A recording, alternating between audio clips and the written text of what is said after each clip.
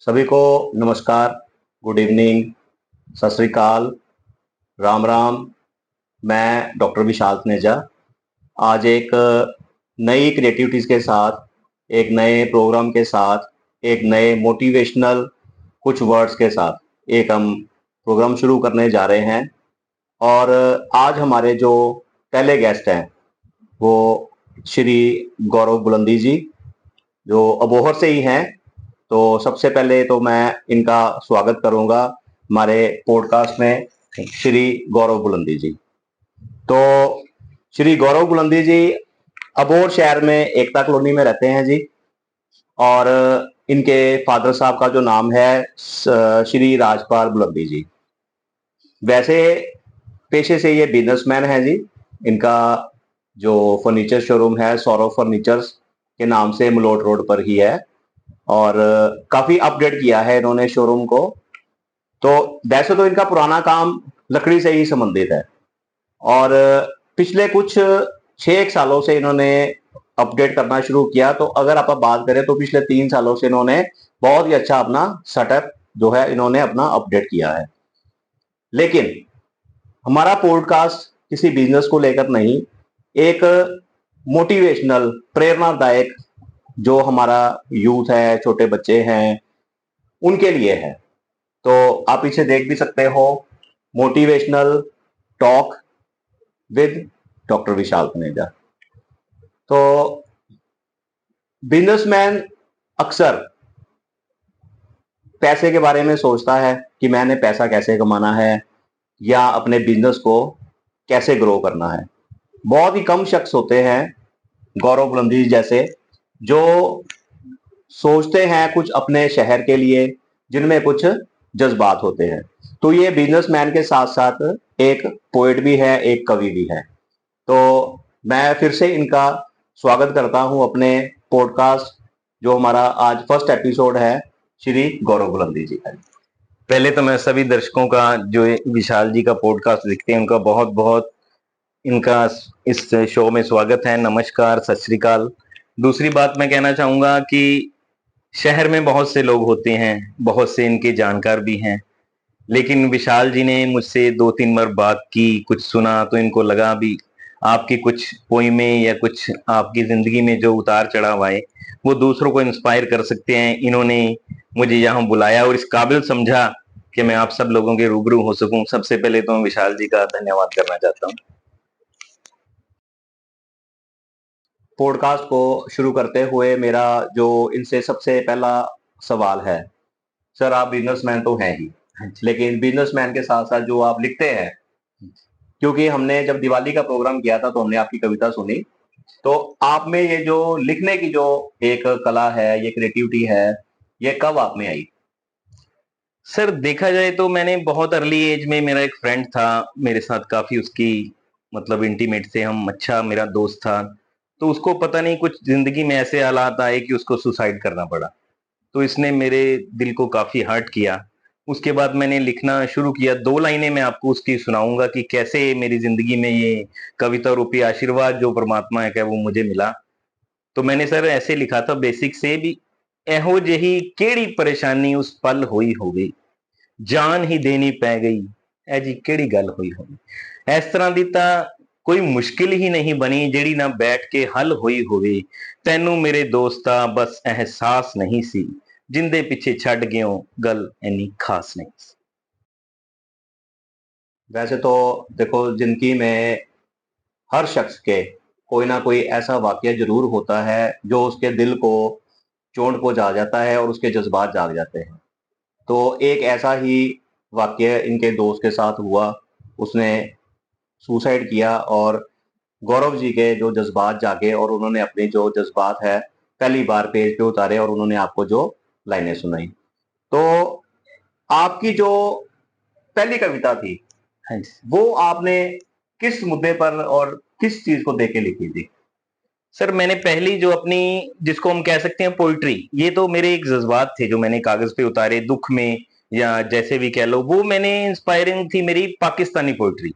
आपने सर बहुत बार सुना होगा जैसे कदी ते पेके जानी बेगम, ऐसी बहुत सारी कविताएं थी पाकिस्तानी शायरी में जो मेरे को बड़ा अच्छा लगा कि उनका जो ह्यूमर है, हंसाने का ढंग है, जिंदगी में से जो मुद्दे उठा के लोगों को हंसाते हैं, मुझे वो बहुत इंस्पायरिंग लगा। उस पे मैंने पहली मेरी कविता जो लिखी थी मैंने वो दहेज के ऊपर।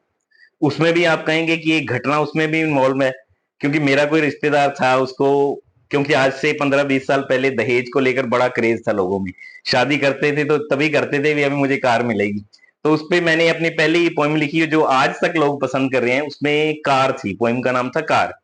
जो दहेज में लोग कार चाहते हैं उसकी भी 2 लाइनें मैं आपको बता देता हूँ। उसके सर हम आपको गुजारिश करेंगे, 2 नहीं कम से कम आप 6, 7, 8 लाइन सुनाएं उसकी आप, क्योंकि आपकी ये पहली असल में पहली कविता है। हाँ जी। जवान ਹੁੰਦਿਆਂ ਹੀ ਲੋਕੀ ਮੇਰੇ ਤਰਲੇ ਪਾਉਣ ਲੱਗ ਪਏ। ਮੇਰੇ ਵਾਸਤੇ ਕਈ ਸੋਹਣੀਆਂ ਤੇ ਸਿਆਣੀਆਂ ਕੁੜੀਆਂ ਦੇ ਘਰ ਆਉਣ ਲੱਗ ਪਏ। ਪਰ ਹੁਣ ਤੱਕ ਹੋਈ ਇਹ ਗੱਲ ਬੜੀ ਅਜੀਬ ਸੀ, ਜਿੰਨੇ ਵੀ ਘਰ ਆਏ ਸਾਰੇ ਗਰੀਬ ਸੀ। ਮੈਂ ਇਹਨਾਂ ਸਭ ਦਾ ਦਿਲ ਤੋੜੀ ਆਇਆ, ਜਿੰਨੇ ਵੀ ਰਿਸ਼ਤੇ ਆਏ ਮੈਂ ਪੁੱਠੇ ਮੋੜੀ ਆਇਆ। ਕਿਉਂਕਿ ਰੂਪ ਰੰਗ ਨਾਲ ਮਤਲਬ ਨਹੀਂ ਸੀ, ਮੈਨੂੰ ਜਿਸ ਦਾ ਇੰਤਜ਼ਾਰ ਸੀ ਉਹ ਕਾਰ ਸੀ। ਜਲਦ ਹੀ ਲੋਕ ਮੇਰੇ ਮਨ ਦੇ ਵਿੱਚ ਛੁਪੀ ਗੱਲ ਜਾਣ ਗਏ ਤੇ ਮੇਰੀ ਇਸ ਲੋਭ ਦੀ ਆਦਤ ਨੂੰ ਪਹਿਚਾਨ ਗਏ। ਇੱਕ ਦਿਨ ਇੱਕ ਕੁੜੀ ਦਾ ਮੈਨੂੰ ਰਿਸ਼ਤਾ ਆਇਆ, ਉਸਦੇ ਮਾਪਿਓ ਨੇ ਮੈਨੂੰ ਸਮਝਾਇਆ ਕਿ ਕਾਕਾ ਜੀ ਅਸੀਂ ਤੇਰਾ ਜੀਵਨ ਸਵਾਰ ਦਿਆਂਗੇ, ਤੂੰ ਐਵੇਂ ਆ ਟੁੱਟੀ ਫੁੱਟੀ ਸਾਈਕਲ ਘਸੀਟੀ ਫਿਰਦਾ ਹੈ, ਅਸੀਂ ਤੈਨੂੰ ਦਾਜ ਵਿੱਚ ਕਾਰ ਦਿਆਂਗੇ। ਮੈਂ ਕਾਰ ਦਾ ਨਾਂ ਸੁਣਦਿਆਂ ਹੀ ਖੁਸ਼ੀ ਵਿੱਚ ਅੰਨਾ ਹੋ ਗਿਆ ਤੇ ਕਾਰ ਦਾ ਸੁਪਨਾ ਲੈਣ ਲਈ ਉਸ ਦਿਨ ਦੁਪਹਿਰੇ ਹੀ ਸੋ ਗਿਆ। ਕੁੜੀ ਦੇ ਮਾਪਿਓ ਨੇ ਮੇਰੇ ਮੰਮੀ ਪਾਪਾ ਨੂੰ ਸਮਝਾਇਆ ਕਿ ਕੁੜੀ ਇੱਕ ਵਾਰੀ ਮੁੰਡੇ ਦੀ ਨਜ਼ਰਾਂ ਚੋਂ ਕਢਾ ਦਿਓ। ਮੈਂ ਕਿਹਾ ਜੀ ਕੁੜੀ ਨੂੰ ਤਾਂ ਸਾਰੀ ਉਮਰ ਮਿਲਦੇ ਰਹਿਣਾ ਹੈ, ਤੁਸੀਂ ਇੱਕ ਵਾਰੀ ਮੈਨੂੰ ਕਾਰ ਦਿਖਾ ਦਿਓ। ਅਗਲੇ ਰੈਸਟ ਇਜ਼ ਦਾ ਹਿਸਟਰੀ। ਦੇਖੋ, ਕਵੀ ਜਦੋਂ ਵੀ ਕੁਝ ਲਿਖਦਾ ਹੈ ਉਹਦੀ ਜ਼ਿੰਦਗੀ ਦੇ ਵਿੱਚ ਉਹ ਇਨਸੀਡੈਂਟ ਹੀ ਹੁੰਦਾ ਹੈ, ਉਹ ਉਸ ਚੀਜ਼ ਨੂੰ ਉਹ ਕਾਗਜ਼ ਤੇ ਉਤਾਰ ਦਿੰਦਾ ਹੈ। ਔਰ ਆਈ ਐਮ ਸ਼ੋਰ ਕਿ ਜਿਹੜਾ ਇਹ ਵੀ ਕੋਈ ਇਹਨਾਂ ਦਾ ਇਨਸੀਡੈਂਟ ਕੋਈ ਲਾਈਫ 'ਚ ਇਹਨਾਂ ਨੇ ਤਾਂ ਕਾਰ ਨਹੀਂ ਮੰਗੀ ਹੋਏਗੀ, ਪਰ ਇਹਨਾਂ ਦੇ ਕੋਈ ਆਸ-ਪਾਸ ਕਿਸੇ ਨੇ ਜ਼ਰੂਰ ਕਾਰ ਮੰਗੀ ਹੋਏਗੀ, ਜਿੰਨਾ ਕਰਕੇ ਉਹਨਾਂ ਨੇ ਕਵਿਤਾ ਲਿਖੀ ਹੈ। ਔਰ ਬੜਾ ਟਚਿੰਗ ਕਵਿਤਾ ਜਿਹਨੂੰ ਆਪਾਂ ਕਹਿੰਦੇ ਆ ਲਿਖੀ ਇਹਨਾਂ ਨੇ। ਤੇ ਸਰ ਤੁਸੀਂ ਟੋਟਲ ਹੁਣ ਤੱਕ ਕਿੰਨੀਆਂ ਕਵਿਤਾਵਾਂ ਲਿਖ ਚੁੱਕੇ ਹੋ ਜੀ? ਸਰ ਮੈਂ 100 ਤੋਂ 120 ਜਿਹਦੇ ਵਿੱਚ ਅਲੱਗ-ਅਲੱਗ ਟੌਪਿਕਸ ਹੈ ਸਰ। ਜ਼ਰੂਰੀ ਨਹੀਂ ਹੈ ਕਿ ਆਪਾਂ ਹਾਸ ਰਸੀ ਸੀਰੀਅਸ ਵੀ ਲਿਖਿਆ ਹੈ। ਦੇਸ਼ ਦੇ ਉੱਪਰ ਵੀ ਮੈਂ ਆਪਣੇ ਦੇਸ਼ ਨਾਲ ਬਹੁਤ ਪਿਆਰ ਕਰਦਾ ਸਰ। ਮੈਨੂੰ ਆਪਣੇ ਦੇਸ਼ ਤੇ ਮੈਨੂੰ ਇੰਡੀਅਨ ਹੋਣ ਤੇ ਪ੍ਰਾਊਡ ਹੈ ਸਰ। ਔਰ ਮੈਂ ਉਹਦੇ ਤੇ ਵੀ ਕਾਫੀ ਕੁਝ ਲਿਖਿਆ। ਰੀਸੈਂਟਲੀ ਜਦੋਂ ਹੁਣ ਇੰਡੀਆ ਪਾਕਿਸਤਾਨ ਦਾ ਹੋਇਆ ਸੀ ਉਹਦੇ ਤੇ ਵੀ मैं लिखिया, ਤੁਹਾਨੂੰ ਅੱਗੇ ਆਪਾਂ पॉडकास्ट ਦੇ ਵਿੱਚ दसांगे। इस तो एक रोमांटिक पोइम, जैसे आपने कहा कि कवि के कई रंग होते हैं, वो हर मुद्दे पे लिखता है, तो एक रोमांटिक भी मैं थोड़ा सा अपने दर्शकों को बता दूं, आपके दर्शकों को रूबरू करवा दूं। पोइम ये है जी, जब कोई प्रेमी अपने प्रेमिका को पहली बार मिलता है, वो एहसास को मैंने कोशिश की है 6-7 लाइनों में बंद करूं। वो आए बैठे और चल दिए, वो आए बैठे और चल दिए, ऐसे लम्हात और देना रब जैसे तूने कल दिए। रंग उन पे आके कितने खिल जाते हैं ना, रंग उन पे आके कितने खिल जाते हैं ना, दरिया किनारों से जैसे मिल जाते हैं ना, दरिया किनारों से जैसे मिल जाते हैं ना। देखने के बाद देखने का मोह इतना बढ़ गया है, देखने के बाद देखने का मोह इतना बढ़ गया है। आंखें हैं कि खुलना ही नहीं चाहती, आंखें हैं कि खुलना ही नहीं चाहती, दिल है कि फिर देखने की जिद पे अड़ गया है, फिर देखने की जिद पे अड़ गया। बहुत बढ़िया जी, बहुत बढ़िया। तो सर आपकी 120 कविता में से जो आपकी सबसे फेवरेट कविता कौन सी है जी? देखो सर, सबसे फेवरेट कविता तो मैं थोड़ा सा कभी कभी अपने आप को भगवान के पास भी पाता हूँ, और कभी कभी मुझे एहसास लगता है कि उसका आशीर्वाद मेरे सिर पे है। क्योंकि ये पोइट्री, ये कला, ये सिंगिंग, जिसको भी हम बोलें, ये चीजें खरीदी नहीं जा सकती सर। ये ब्लेसिंग्स होती हैं।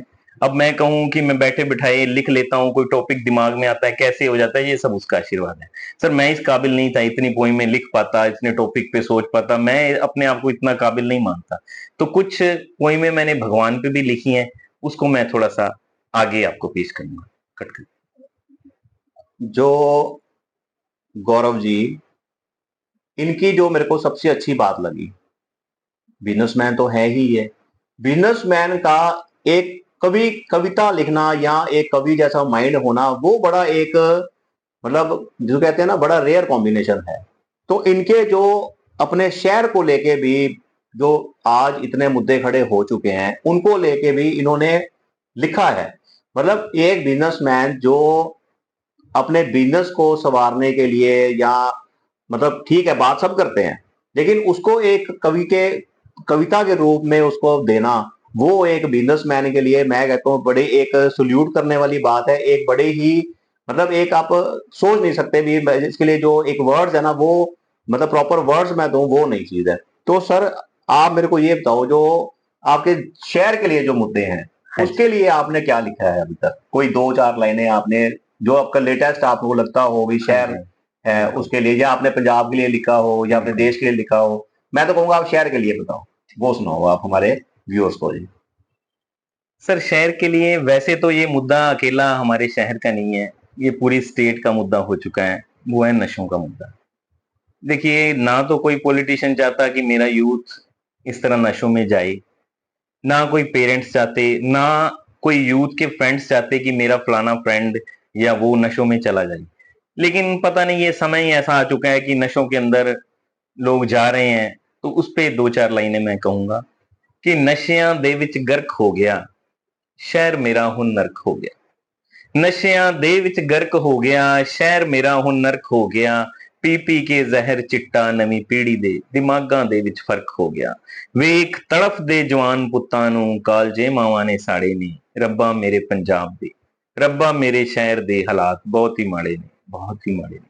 ਚੋਰੀ ਤੇ ਡਾਕੇ ਆਮ ਹੋ ਗਏ, ਖੂਨ ਖਰਾਬੇ ਸ਼ਰੇਆਮ ਹੋ ਗਏ। चोरी ते डाके आम हो गए, खून खराबे शरेआम हो गए। मुहाफिज मेरे शहर दे लम्मी तान के किते सो गए। मुहाफिज मेरे शहर दे लम्मी तान के किते सो गए। ढिल्ली कानून व्यवस्था दे ही पाए सारे पुआड़े ने। रब्बा मेरे शहर दे, रब्बा मेरे पंजाब दे हालात बहुत ही माड़े ने। ਬਹੁਤ बढ़िया जी। ਸਰ ਸਿਟੀ ਦੀ ਫੀਲਿੰਗਸ ਨੂੰ ਲੈ ਕੇ ਕੁਝ ਹੋਰ ਤੁਸੀਂ ਕੋਈ 4 ਲਾਈਨਾਂ ਲਿਖੀਆਂ ਹੋਣ ਉਹ ਵੀ ਸਾਡੇ ਵਿਊਅਰਸ ਨੂੰ ਸੁਣਾ ਦਿਓ ਜੀ। सर सिटी को लेके सबसे ज्यादा कंसर्न तो मेरा इस टाइम पानी को लेके। पानी शहर में अच्छा नहीं आ रहा, और सुनने में ये भी आया कि बूढ़े नाले का फैक्ट्रियों का पानी इसमें ऐड हो गया है। इससे सेहत की बड़ी प्रॉब्लम है। दूसरा कंसर्न मेरा सीवरेज के पानी को लेकर है सर। मेरे ख्याल आधे शहर में सीवरेज सिस्टम जाम है, तो इसके लिए 2 लाइनें मैं आपको सुनाऊंगा। अपने दिल में पाल अपमान, बर्दाश्त और गुस्से का रोग रहे हैं। अपने दिल में पाल अपमान, बर्दाश्त और गुस्से का रोग रहे हैं। ये अबोहर वासी पक्का स्वर्ग जाएंगे। ये अबोहर वासी पक्का स्वर्ग जाएंगे, क्योंकि नरक तो यही भोग रहे हैं, नरक तो यही भोग रहे हैं। तो बहुत ही बढ़िया लाइन थी वैसे ये वाली, और मेरे को भी ऐसे ही लगता है भी मैं खुद ही स्वर्ग ही जाऊंगा जब भी जाऊंगा, क्योंकि अबोहर शहर अभी तरक्की से बहुत दूर है। तो गौरव जी, आपने जैसे 120 कविता लिखी है अभी तक, हाँ जी। और मेरे को लगता है आप आगे भी लिखते ही रहोगे जितनी देर आप यहाँ पे हो हमारे पास। तो आपने कभी सोचा नहीं भी कभी कोई एक बुक छपवाई जाए और इसको एक बड़े हाई लेवल पे जाके डिस्ट्रीब्यूट की जाए, यूथ में जाकर, कॉलेजेस में, स्कूल्स में, इंस्टीट्यूशन में जाके सबको दी जाए, और सबको एक शहर को एक जो कवि जो और भी शहर में कवि होंगे उन पे एक इंस्पिरेशन, और कुछ जो लिखना चाहते हैं या लिखते हैं भी उनको आप एक इंस्पिरेशन दो। तो कभी आपने ऐसा सोचा नहीं भी आप कभी कोई बुक वगैरह छपवाएं कोई? नहीं सर, मैं थोड़ा इंट्रोवर्ट नेचर का हूँ सर। मैंने कभी इस तरह से नहीं सोचा भी मेरा कोई नाम हो जाए या मैं कोई बुक छापूं मुझे लोग जानने लग जाए। मेरा ऐसा कभी भी कोई मोटिव नहीं रहा। मेरे तो सर जो जज्बात होते हैं दिल में, जैसे कई चीजें होती हैं, तो मैं उनको लिख लेता हूँ। उससे मेरी आत्मा को शांति मिलती है, मुझे अच्छा लगता है। और ये भगवान की ब्लेसिंग ही है कि लोग इसको पसंद भी कर लेते हैं। नहीं तो मेरा कोई ऐसा मोटिव नहीं है कि मैं कविता को ऐसे छपवाऊं, लोगों तक पहुंच करवाऊं। मैं तो अपने जज्बात लिखता हूँ, उसको सब लोग प्यार देते हैं मुझे, बस यही मेरा जो है इनाम है। अच्छा गौरव जी, आप अपनी कविता कभी न्यूज़पेपर वगैरह में छपवाते हो कभी जी? नहीं कोई सर। न्यूज़पेपर में आज तक कभी नहीं आई नहीं है? सर, कभी नहीं।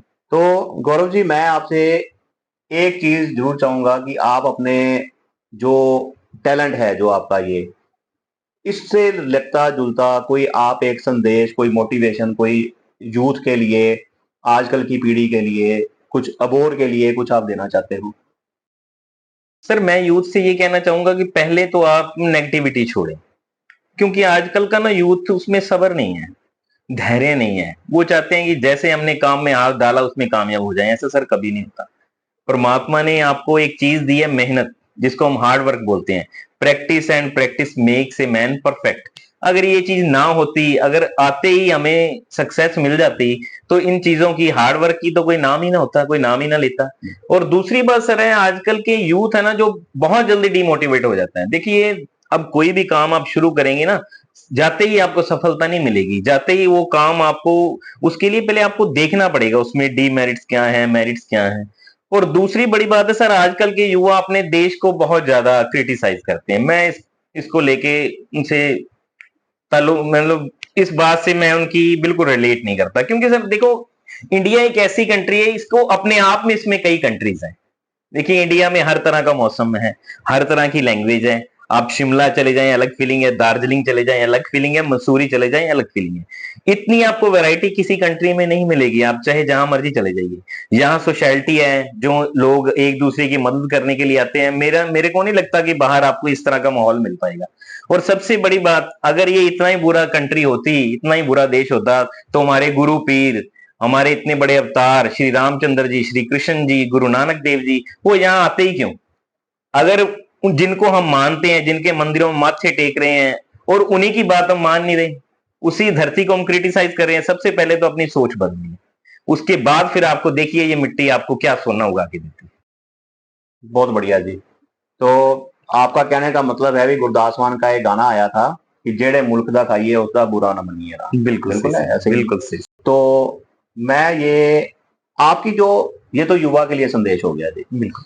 जो आपकी एक लिखने वाली जो कला है, ये जो, अगर मान लो किसी में कोई सोच रहा है मैं लिखने की, तो वो लिख नहीं पा रहा, तो आप उसको थोड़ा कैसे गाइड करोगे? क्या क्या आप, क्योंकि ये देखो, वैसे तो जिंदगी में कुछ ना कुछ ऐसा कुछ होता है तो बंदा लिखना शुरू करता है, बिल्कुल। लेकिन आप क्या इस पे कहना चाहोगे हमारे दर्शकों को, हमारे व्यूअर्स को, आपके दोस्तों को, रिलेटिव्स को, उनको भी, जिनको कईयों को पता नहीं होगा जो आप लिखते हैं, उनको भी आज पता लग जाएगा भी आप लिखते हो, तो आप उनको क्या कहना चाहोगे?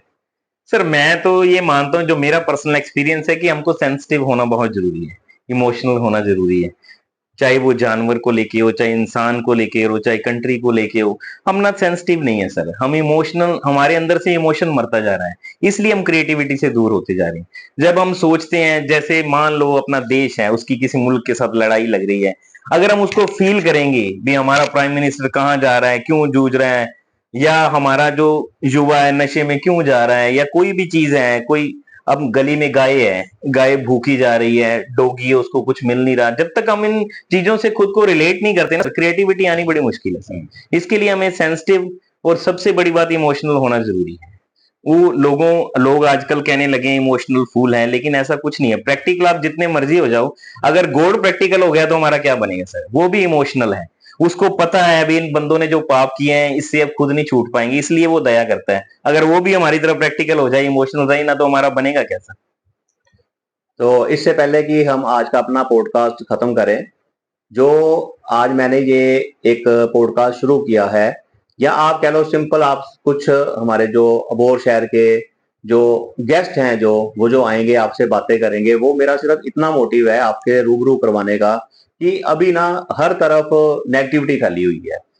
चाहे आप पॉलिटिक्स को लेके कर लो, चाहे आप किसी फील्ड में भी आ जाओ, आप बिजनेस में आ जाओ, शहर के इंफ्रास्ट्रक्चर पे आ जाओ, चाहे पंजाब में आ जाओ, कि कहीं पे भी आ जाओ आप, नशा, करप्शन, तो हर वक्त आप जब न्यूज़पेपर खोलते हैं या आप अगर कभी मोबाइल खोलते हैं तो नेगेटिव चीजें आती रहती हैं। तो मेरा एक इतना सा मोटिव है कि थोड़ा सा आप इसमें से हम मोटिवेशन निकालें, कुछ प्रेरणादायक निकालें, क्योंकि देखो, काम तो हमको जैसा मोल मिलेगा उसमें करना ही पड़ेगा, खुद को ग्रो भी करना पड़ेगा।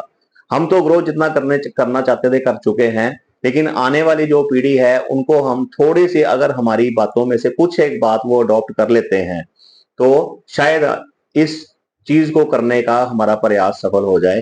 तो आज का पॉडकास्ट खत्म करने से पहले मैं गौरव जी से कहूंगा कि अगर वो कोई अपनी कविता खास कोई सुनाना चाहते हैं तो वो सुना सकते हैं हमारे व्यूअर्स को।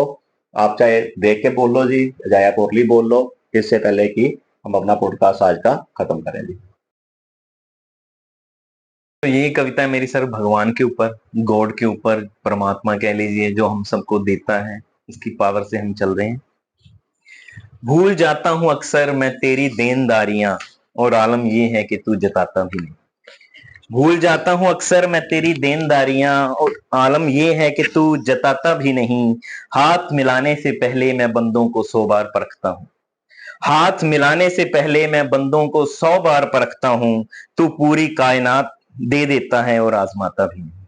तू पूरी, सर मैं एक इमोशनल है इस पोइम के साथ हाँ जी, ज्यादा। हाँ जी, कोई नहीं। एक सेकंड। भूल जाता हूं अक्सर मैं तेरी देनदारियां, और आलम ये है कि तू जताता भी नहीं। हाथ मिलाने से पहले बंदों को मैं 100 बार परखता हूं, तू पूरी कायनात दे देता है और आजमाता भी नहीं।